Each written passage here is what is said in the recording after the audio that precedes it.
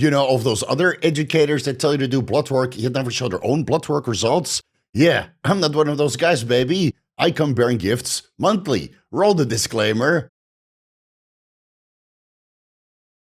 Vigorous Steve here. So I came off the Tremboloni sandwich about 3 weeks ago, and life couldn't be better ever since then. Albeit that my workouts are a little bit less intense because obviously the Tremboloni rage is no longer there in the gym. Also, at least the bronchoconstriction is gone. Cardio, I'm breezing through it. So do I breeze through my workouts. The back knee is completely resolved. I removed all of the dairy products and I went to the sauna a couple times. So all of those little pimples that I had on my back completely gone again. The gynecomastia has subsided, so I don't think there's a reason to run a megadose of raloxifene at 120 milligrams per day.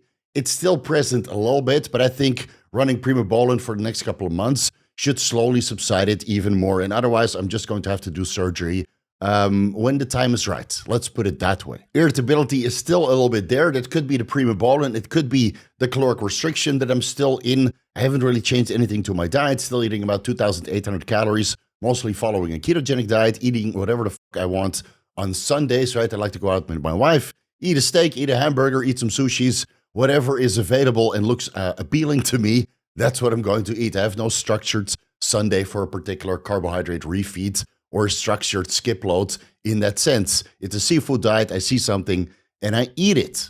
The cardio hasn't changed. The training hasn't changed. My training capacity is still pretty much the same. Obviously, I came off the Trembolone, so strength reduced a little bit. It's also because I went to Nanning, China for 4 days, drinking quite heavily those 4 days, especially on the wedding day of my best friend, where I was the best man of his wedding. Eating Chinese foods every single day, probably filled with a lot of monosodium glutamate. I gained 15 pounds on the scale. I left at 102 kilos, and I came back after fasting for that day that I was traveling, 109 kilos. So that was pretty sloppy. I fasted for 4.5 days after that. Didn't train for an entire week to kind of decompress and relax and get all of these these alcoholic toxins out of my body. I did train in China for 2 times, but that wasn't really high intensity. So I had a bit of a weight fluctuation. Right now, I'm around 102 kilos again, same body fat levels, similar strength as before. So I took a little bit of a setback, but now I'm ready to dive right into the next couple of weeks and get super serious again. Because, well, going to China and then fasting and then getting sick, man, too much time off, I would say. So take this into consideration when we interpret the blood work results. Drinking heavily occurred about, 2 weeks ago, and then I fasted for 4.5 days, and then I got a little bit sick, and I was still a little bit sick. I'm even a little bit sick now during the time that I did the blood work analysis, right? So we have to factor all of those things into the results. And since I'm still over 100 kilos, there's no real wiggle room for me to increase the performance-enhancing drugs. No tristal acetate for me in the near future, not even 25 milligrams weekly. I'm trying to stay around 100 kilos, but what I will do is increase the growth hormone to 10 IUs daily because I found a very cheap underground lab which produces growth hormone in pens. A lot of bodybuilders in Thailand are using that brand and they're getting great results. So I experimented with 3.3 IUs for the last week or so, did a serum analysis, which we'll get into. And from, yesterday, I started increasing to 10 IUs daily before bed. But we'll get into that when we discuss the protocol. So let's see how much of a weight increase I will get by increasing the growth hormone by 6.6 IUs daily, or at least Monday to Saturday, because on Sunday I eat whatever the fuck I want. And I don't think it's a good idea to take 10 IUs growth hormone before bed when I'm in a high insulin state and having a ton of carbohydrates floating around in my bloodstream. So I'll take growth hormone 6 days out of the week, 60 IUs weekly, and then Sunday, I take a rest from that. So let's discuss the mini cycle that I've been on up until doing blood work analysis. Let's call it a mini cycle going forward because you guys were very adamant that I shouldn't call it hormone replacement therapy plus protocol because Trembolone and Primobolan and Oxandrolone Anavar, that's not really HRT approved. So let's just call it a mini cycle. Bayer test of iron, test E, 156.3 milligrams per week. It's half an ampule. Again, the Bayer ampules are generally overfilled, so you get a little bit more than 250 milligrams per single ampule. Bayer Primobolan, 125 milligrams per week. Again, also overfilled, so you get 125 milligrams methylene enanthate out of those ampules, or at least I get that. Let's see, Bonivar, Oxandrolone, 10 milligrams, either pre-workout or split AM and PM on 5 milligrams servings on rest days. So that's still a total of 10 milligrams daily, 70 milligrams per week. So that's a total weekly steroid intake of 351.3 milligrams. I also take DHEA, 25 milligrams in the morning and 12.5 milligrams before bed, a total of 37.5 milligrams daily. I stopped the exemestane aromasin because I get all of the estradiol suppression from 125 milligrams methylene enanthate. And since my body fat levels are low and since I do daily subcutaneous microadministrations, my estradiol levels are finally in range, as you'll see from the blood work results. I'm still on a recombinant human chorionic gonadotropin, 500 IUs 3 times per week, Monday, Wednesday, Friday. I switched from size and growth hormone to this underground lab. Growth hormone presented in 100 IU per 3 milliliter pens, so that's easy to administer. But I'm not going to tell you which underground lab this actually is. If you're in Thailand, you probably know what I'm talking about. Don't worry, that brand is blocked in the comment section. I'm not in the business of promoting particular underground labs, but the deal is so sweet that I'm willing to run a little bit of an experiment going forward. So that 3.3 IU subcutaneously before bed, 6 times per week. I discontinued the Increlex, but I'll reintroduce that going forward. I'm still doing injectable L-carnitine, 500 milligrams before fasted cardio and 500 milligrams before the workout, 4 times per week. So that's between 500 milligrams to 1,000 milligrams daily.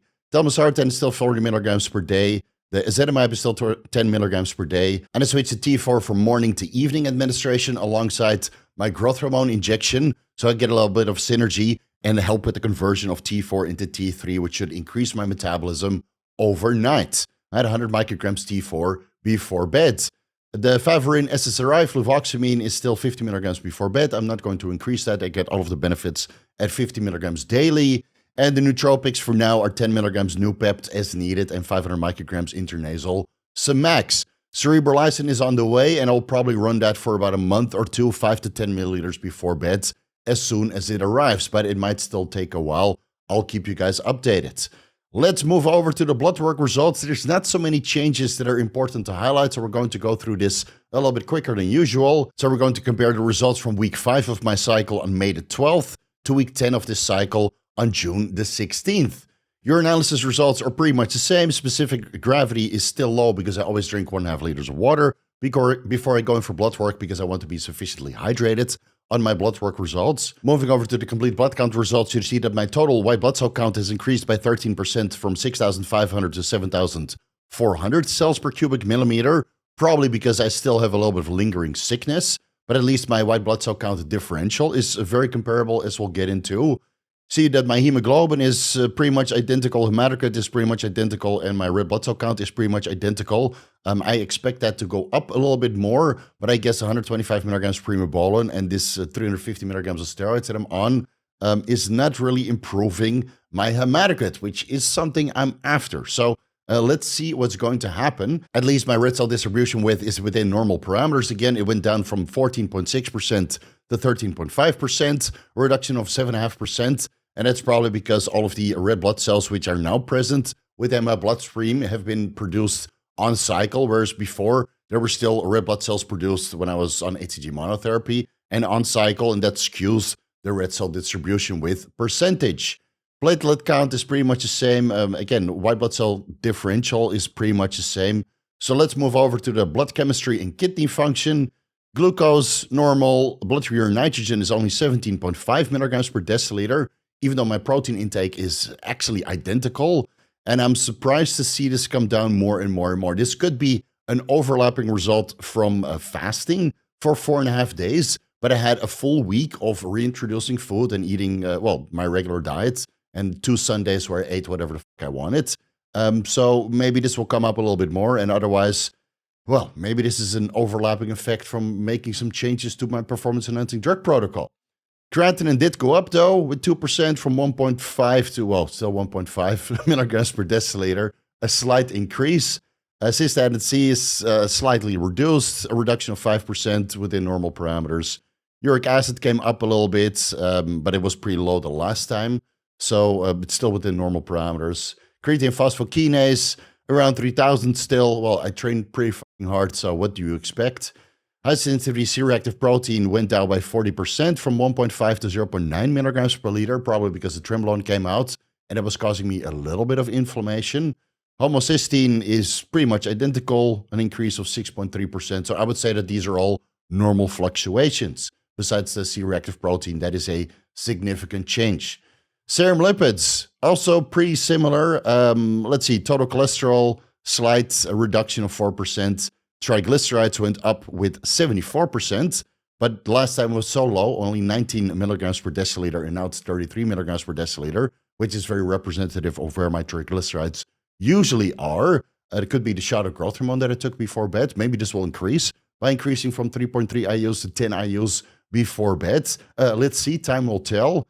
But they were probably so low because the last time I was on Trenbolone, and that really helps with nutrient partitioning and overall feed efficiency. And that's the lowest triglycerides I usually have when I'm running the Trenbolone sandwich. HDL came down significantly with 27% from 45 to 33 milligrams per deciliter.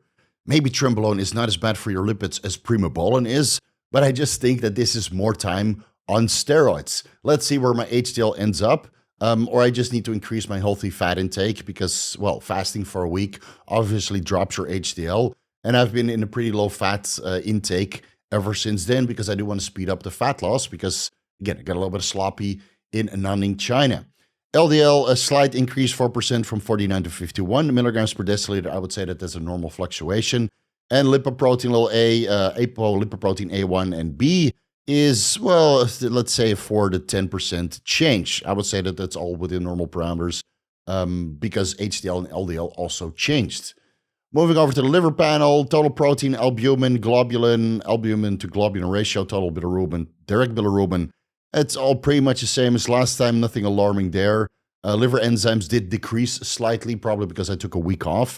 And I came off the Trenbolone sandwich, so that's good to see. I would say that this reduction of, let's say, 8% is purely attributable to taking a week off from training and fasting for 4.5 days.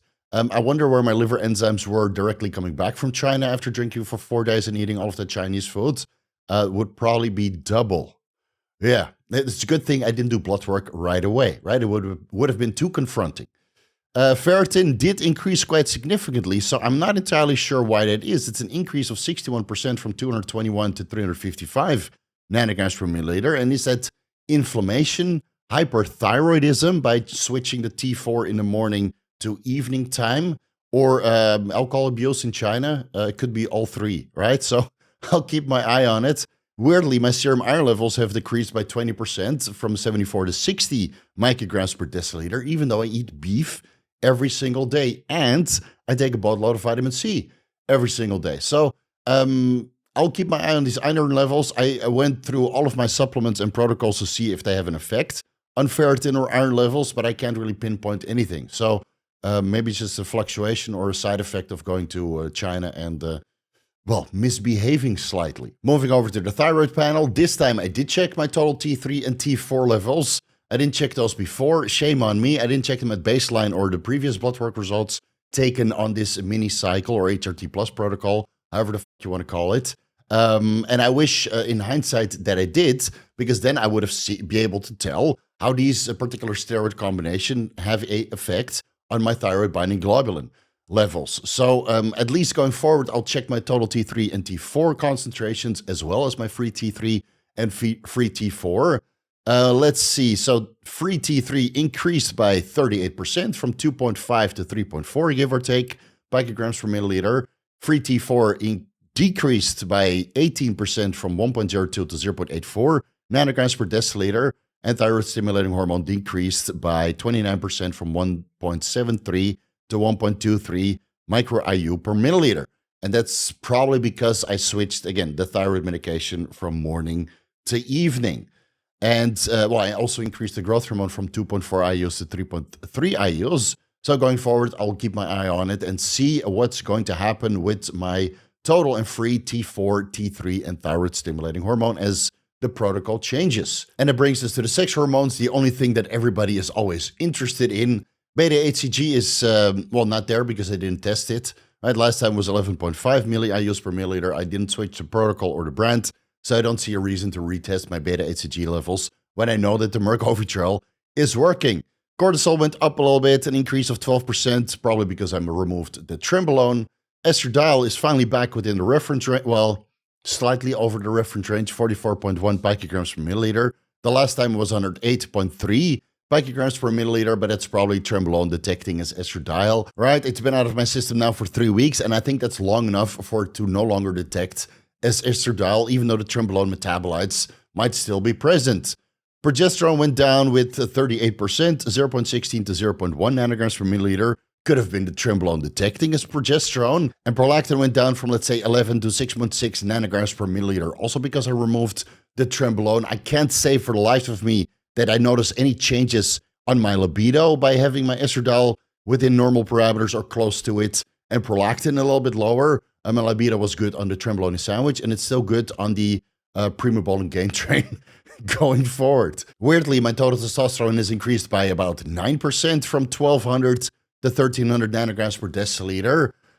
Is that a change in metabolism? My protocol hasn't changed. I'm still injecting the exact same amount of 156 milligrams testosterone enanthate weekly based on daily subcutaneous microadministrations. So maybe it was a trenbolone suppressing the effectiveness of the Merck Ovitrol human chorionic gonadotropin that I was administering 500 IUs Monday, Wednesday, Friday.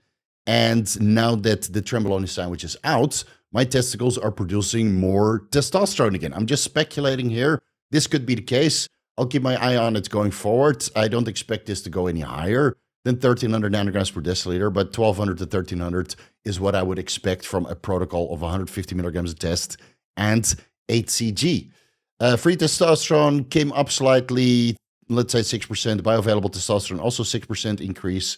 SHBG did come up a little bit from 17, which was below the reference range, to 20.2 nanomoles per liter. So at least now we know that trenbolone is worse on your SHBG than primobolan is.